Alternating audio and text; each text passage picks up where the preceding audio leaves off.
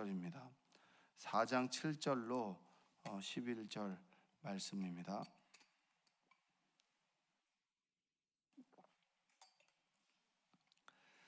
사랑하는 자들아 우리가 서로 사랑하자. 사랑은 하나님께 속한 것이니 사랑하는 자마다 하나님으로부터 나서 하나님을 알고.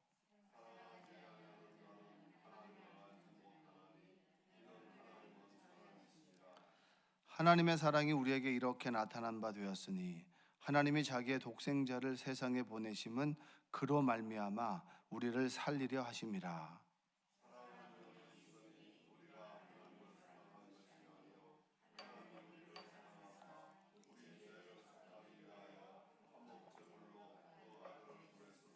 다 함께 사랑하는 자들아 하나님이 이같이 우리를 사랑하셨은즉 우리도 서로 사랑하는 것이 마땅하도다.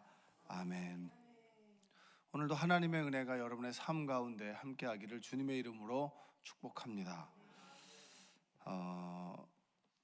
요한일서에는 사랑이라고 하는 단어가 50번이 나옵니다. 50번. 그러니까 믿음으로 구원을 얻는 것, 믿음을 가지고 있는 사람은 사랑할 수밖에 없고, 그리고 하나님 안에 거하는 사람은 사랑할 수밖에 없다. 그리고 우리가 사랑할 때 우리가 하나님 안에 거한다라고 하는 것을, 우리의 소속을 정확하게 알 수 있다. 이렇게 요한일서는 이야기해주고 있습니다.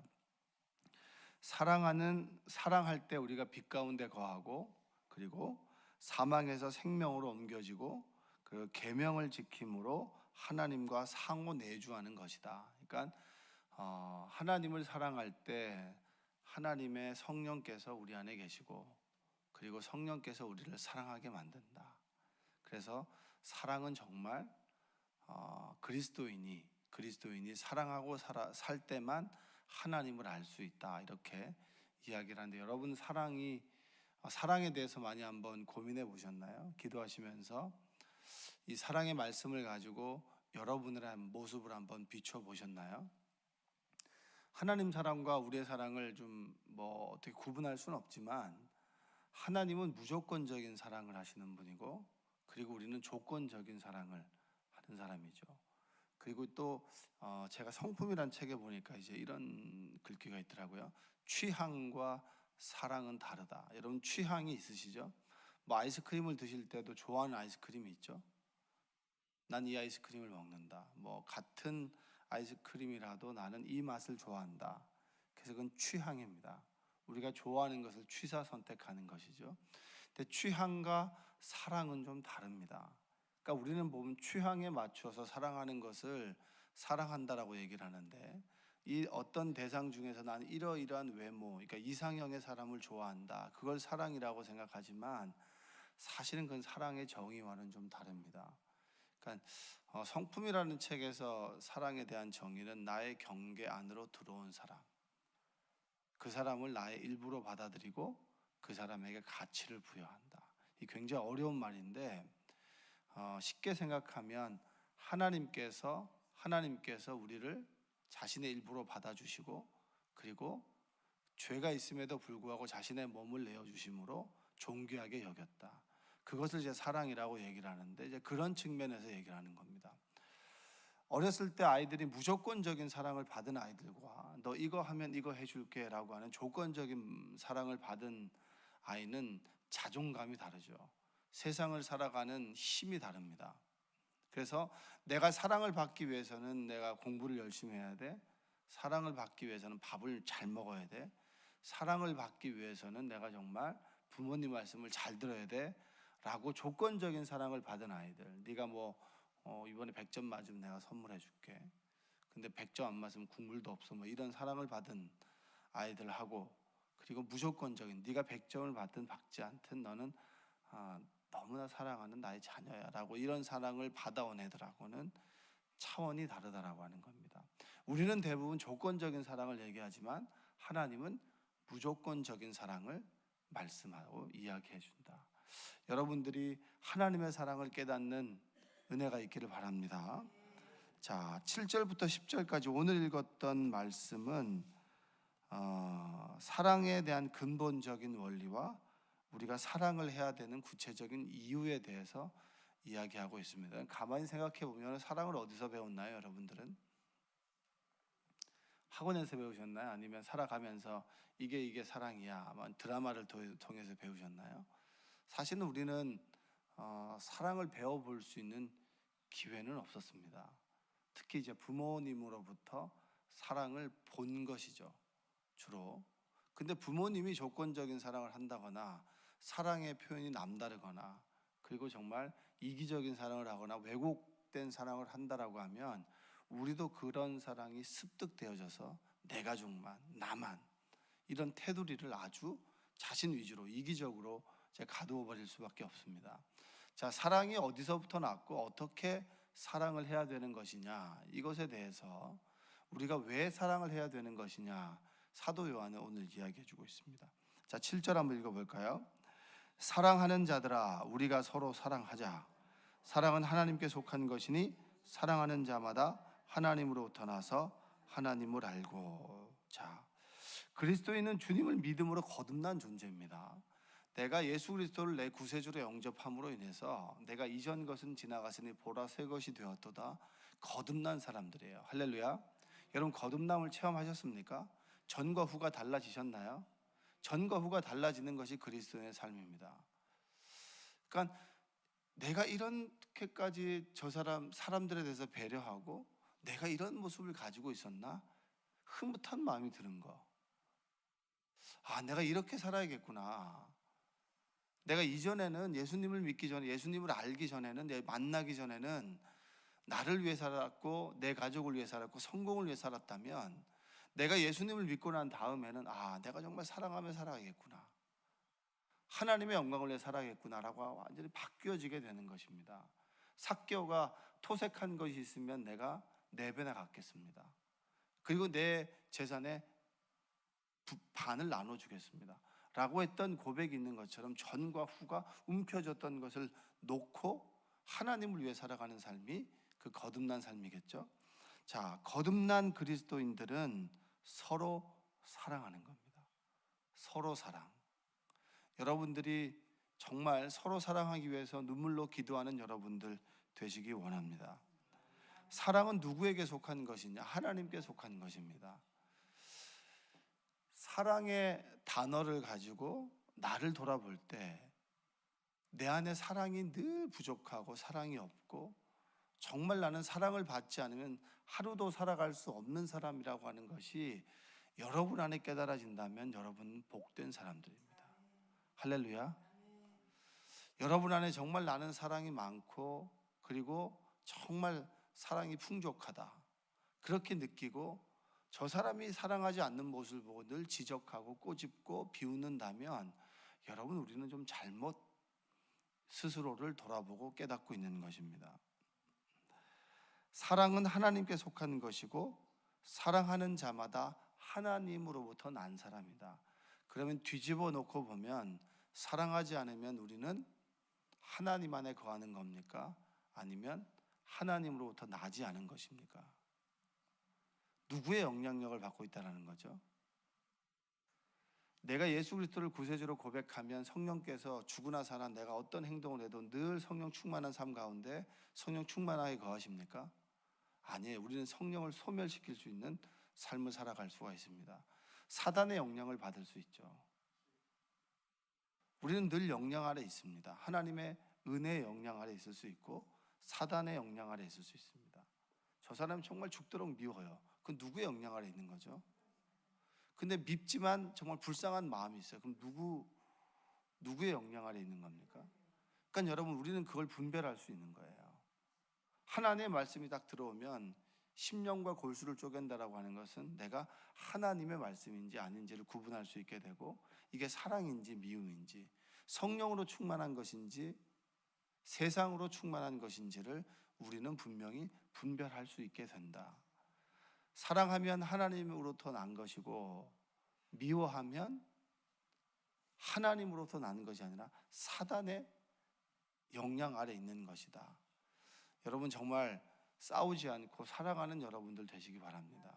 말만 하면 저 사람에 대해서 쏘아붙이고 말만 하면 구박하고 무시하고 그리고 자기보다 조금 못난 것 같으면 그걸로 되게 사람들을 없이 여기고 비천하게 여기는, 여러분 그것은 하나님으로부터 난 사람이 아니에요. 사단의 영향 안에 있는 거예요. 하나님의 자녀라고 할 수 없습니다. 자, 8절 한번 읽어볼까요? 사랑하지 아니하는 자는 하나님을 알지 못하나니 이는 하나님은 사랑이심이라. 사랑이 하나님으로부터 왔는데 거듭난 그리스도인, 그리고 자신이 구원받았다고 하면 사랑하지 않는다, 그것은 하나님을 알지 못하는 사람이다. 다시 얘기하면 하나님을 만난 적이 없다, 하나님을 만난 사람이 아니다, 이렇게 아주 정확하게 얘기합니다. 왜? 하나님은 사랑이시기 때문입니다. 하나님의 성품 중에 하나가 사랑이라고 하는 거예요. 사랑 이꼴 하나님이 아니라 하나님이 가지고 있는 성품이 사랑인데, 그 하나님을 만난 사람이 어떻게 사랑하지 않고 살아갈 수 있겠느냐. 사랑하지 않는 사람은 하나님을 못 만난 사람이다, 알지 못하는 사람이다, 뒤집어 놓고 얘기하면 구원받지 못한 사람이다, 이렇게 얘기하는 거예요. 여러분 안에 사랑이 있습니까? 날마다 사랑을 구하는 여러분들 되시기 원합니다. 오늘 아침에 이제 말씀 전하기 전에 기도하는데 참 회개가 되는 거예요. 내가 정말 사랑하고 살아갈 수 있는가, 살아갔는가. 어제 저녁에 내가 한 행동이 돌아보아지게 되고, 내 안에 사랑이 있었나? 내가 정말 사랑했나? 여러분, 우리는 사랑해야 된다는 것도 알고 사랑하는 모습이 하나님의 자녀라고 하는 것도 알지만 그것이 안 될 때가 있어요. 내 감정대로, 그리고 내 의지가 아니라 그냥 흘러가는 대로, 그냥 내가 원하는 대로 행할 때가 있습니다. 여러분, 그게 바로 우리의 모습이에요. 사랑이 없고 늘 감정대로, 내 뜻대로, 내 마음대로 행하는 것. 사랑은 그것이 아니라 상대방을 중심으로 하나님의 마음을 가지고 섬기는 것, 품어주는 것, 덮어주는 것, 견뎌주는 것, 기다려주는 것, 그것이 하나님께서 우리에게 주신 사랑입니다. 여러분들이 하나님의 사랑을 깨닫는, 하나님의 사랑을 가지고 살아가는, 그리고 실천하는 여러분들 되시기 원합니다. 그 사랑이 어디서부터 났느냐? 그 사랑이 무엇이냐? 그 사랑이 무엇이길래 우리가 사랑하며 살아가야 되는 것이냐? 9절 한번 읽어볼게요. 하나님의 사랑이 우리에게 이렇게 나타난 바 되었으니 하나님이 자기의 독생자를 세상에 보내심은 그로 말미암아 우리를 살리려 하심이라. 사랑이 없던 내가, 죄로 인해 사랑을 잃어버렸던 우리가 사랑할 수 있게 된 것은 하나님의 사랑이 나타난 것인데, 하나님의 사랑으로 인해서 우리가 사랑하며 살아갈 수 있는데, 그 사랑은 하나님이 자기의 독생자를 세상에 보내심은 그로 말미암아 우리를 살리려 하심이라. 여러분, 죽어 있다라고 하는 사실을 인정하시나요? 하나님의 성령의 충만함이 없으면 죽은 사람처럼 행동하는 것, 여러분의 모습을 아시나요? 하나님의 사랑이 없으면 우리는 죽은 사람처럼 살아갑니다. 꿈도 없고 희망도 없고 사랑도 없고 섬김도 없고 기다려주는 거 없고, 그리고 늘 흠집과 정죄하는 삶, 그것이 죽은 사람의 모습이에요. 여러분들이 그 모습, 여러분의 모습 안에 그 모습이 있다라고 하는 것이 깨달아지는 은혜가 있기를 원합니다. 그것이 깨달아지지 않는데 왜 구원이 필요합니까? 여러분, 우리가 구원받았다고 얘기를 하는데 구원받음의 전제는 뭐냐면 내가 철저한 죄인이라고 하는 게 깨달아질 때 구원이 필요한 것이지, 죄인이라고 하는 것이 깨달아지지 않는데 어떻게 구원이 필요합니까? 죄인이라고 하는 사실이, 내 존재가 철저한 정말 부패한 죄인이라고 하는 것이 깨달아지지 않는다면 구원받지 못한 거예요. 내가 죄가 없는데 뭐하러 하나님의 은혜가 필요하고 죄 사함이 필요합니까? 그런데 나의 모습을 돌아보고 내 마음속을 내가 스스로 들여다보면 정말 볼 수 있고 정말 사랑 없이는 봐줄 만한 게 없고 철저한 썩어 있는 죄인이다라고 하는 것이 깨달아지게 되면, 하나님 저를 구원하여 주옵소서.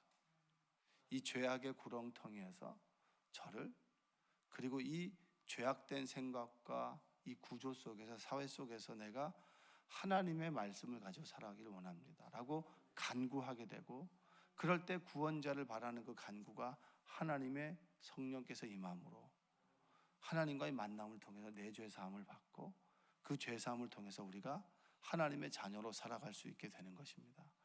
사랑 없음이 온전하게 깨달아지게 되면 우리가 사랑을 구하게 되고 사랑하게 되지만 내가 썩 괜찮은 사람이야 라고 느껴지게 되면 여러분, 우리는 사랑을 구하지 않아요.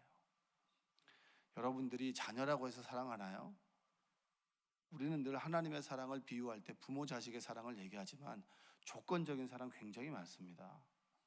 여러분들도 어머니고 아버지지만 자식에 대해서 조건적입니까? 무조건적입니까?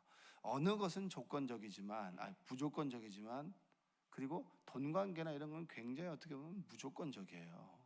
조건적이에요. 그리고 어떤 그 관계 속에서 조건적인 것들이 굉장히 많습니다. 하나님께서 여러분들에게 조건적이었나요? 여러분들이 주일 성수를 하면 복을 줍니까? 그럼 주일 성수 안 하는 사람은 다 지옥 갔을 거예요, 아마. 때로 상황과 여건이 어려워도 주일 성수를 못한다 하더라도 하나님은 기다려주는 사랑이 있습니다. 물론 하나님의 징계가 깨닫기 위해서 그런 것을 통해서 임할 수도 있겠지만, 건건마다 우리가 징계를 받았다면 여러분, 살아남을 사람들이 아무도 없어요.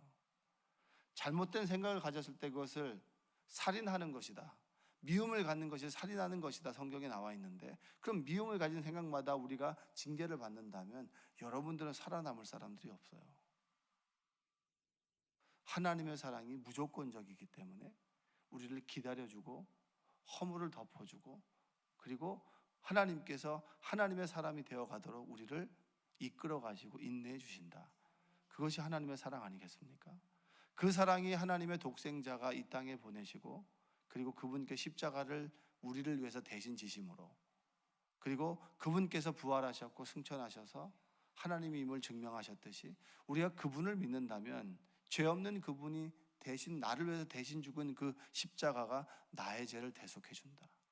근데 여기서 내가 철저한 죄인이라고 하는 것이 깨달아지지 않고 구원자가 예수 그리스도라고 하는 고백이 없다면 우리에겐 사랑이 들어올 수 없는 거예요. 사랑하며 살아갈 수 없는 겁니다. 취향대로 살아갈 수 있고 취사 선택해서 살아갈 수는 있어도 무조건적인 사랑을 할 수는 없다라고 하는 사실입니다. 여러분들이 다시 한번 예수 그리스도의 십자가의 보혈을 깨닫고 믿고 살아가는 여러분들 되시기 원합니다. 자, 10절 읽겠습니다. 사랑은 여기 있으니 우리가 하나님을 사랑하는 것이 아니요 하나님이 우리를 사랑하사 우리 죄를 속하기 위하여 화목제물로 그 아들을 보내셨다. 화목시키기 위해서 제물을 보내셨는데 그것이 하나님의 아들이고 하나님 자신이다. 주 예수 내가 알기 전 날 먼저 사랑했네 라고 하는 찬양이 있죠. 90장에 있는 찬양. 주 예수 내가 알기 전 날 먼저 사랑했네. 전 이 찬양을 너무 좋아합니다. 너무나 기뻐요. 감사해요. 왜냐하면 내가 하나님을 알기 전부터 하나님은 나를 아셨고 나를 사랑하셨다. 그리고 말씀해 보니까 창세전부터 나를 구원할 계획을 가지고 있었던 바울의 고백, 골로새서에 있는 그 고백, 그 고백이 그만큼 내가 존귀한 존재인가? 내가 정말 귀중한 사람인가? 여러분, 이것이 복음 아니겠습니까? 그것이 깨달아지게 된다면 어떻게 우리가 사랑하지 않을 수 있겠습니까? 어느 순간에 나만 소중한 사람이었는데 예수님 믿고 보니까 저 사람도 정말 소중한 사람이야. 근데 어떻게 저 사람에게 함부로 쏘아붙이면서 얘기할 수 있나요? 어떻게 저 사람을 미워하는 것이 당연할 수 있나요? 어떻게 저 사람 미워하며 살아가는 것이, 동행하는 것이 당연하다고 말할 수 있나요? 그럼 절대 그건 다 당연하지 않습니다. 하나님의 사랑을 제대로 몰랐기 때문이죠. 모르고 살아가는 것이 당연하다라고 생각하기 때문입니다. 마지막으로 한번 11절 읽어보겠습니다. 사랑하는 자들아 하나님이 이같이 우리를 사랑하셨은즉 우리도 서로 사랑하는 것이 마땅하도다. 여러분 사랑하십시오. 할렐루야. 사랑하십시오. 근데 사랑이 안 되는 사람이 있습니다. 어떻게 해야 됩니까? 사랑이 안 되는 사람이 있어요. 어떻게 해야 돼요? 그렇게 사는 겁니까? 너는 너대로 살고 나는 나대로 사는 겁니까? 사랑하기 위해서, 품어주기 위해서, 이해하기 위해서 하나님께 눈물 흘리며 기도해야죠. 하나님, 내가 저 사람을 사랑할 수가 없습니다. 차라리 안 보고 사는 것이 복된 것입니다. 여러분, 그런 관계가 있을 수 있어요. 그러나 안 보고 살더라도, 내가 저 사람을 사랑할 수 있는 힘이 없어서 안 보고 살더라도, 그러나 미워하여 나의 인생을 빼앗기지 않도록, 미움에 내 인생이 빼앗겨지지 않도록 내가 하나님께 하나님 용서할 힘을 달라고, 그리고 그 사람을 이해할 수 있는 힘을 달라고 하나님께 기도하는 것이 우리의 그리스도인의 모습입니다. 여러분들이 미워하는 사람이 있다면 하나님과의 관계가 막힙니다. 왜냐? 하나님은 사랑인데 내가 미워하는 마음을 가지고 어떻게 하나님을 만날 수 있나요? 내가 내 형제를 미워할 수 있는데 어떻게 하나님과의 관계가 올바르다고 말할 수 있나요? 말도 안 되는 것이죠. 하나님을 사랑한다면 내 이웃을 사랑하고요, 내 이웃을 사랑한다면 하나님을 사랑할 수밖에 없습니다. 여러분들이 진정으로 미워하는 사람들이 있다면 회개하시기 바랍니다. 그리고 믿음의 공동체에서 하나님의 일을 한다고 반목하고 싸우고 너가 잘났니 내가 잘났니, 여러분 정말 여러분 회개하셔야 돼요. 성경 공부 예화에 보니까 지하철에서 서로 이제 언성을 높이며 싸웠다는 거예요. 근데 앉아있던 어떤 남자분이 어디다 시끄럽게 싸우냐고, 여기가 교회인 줄 아냐고. 사람들이 교회에서 잘 싸우는 거 알아요. 언성 높이는 거 알아요. 교회에서 싸우는 거 뭐 대단한 일 아닙니다. 배추김치냐 깍두기냐 그런 것 때문에 싸우는 거지, 세계 평화를 위해서, 남과 북의 평화를 위해서 절대 싸우지 않아요. 자기 잘났다고 싸우는 거예요. 여러분 이게 우리 그리스도인의 모습이고 원래 우리 모습이에요. 원래 우리는 싸우는 사람들이에요. 배추김치 하나에 목숨 거는 사람들이고 깍두기 하나에 목숨 거는 사람들이에요.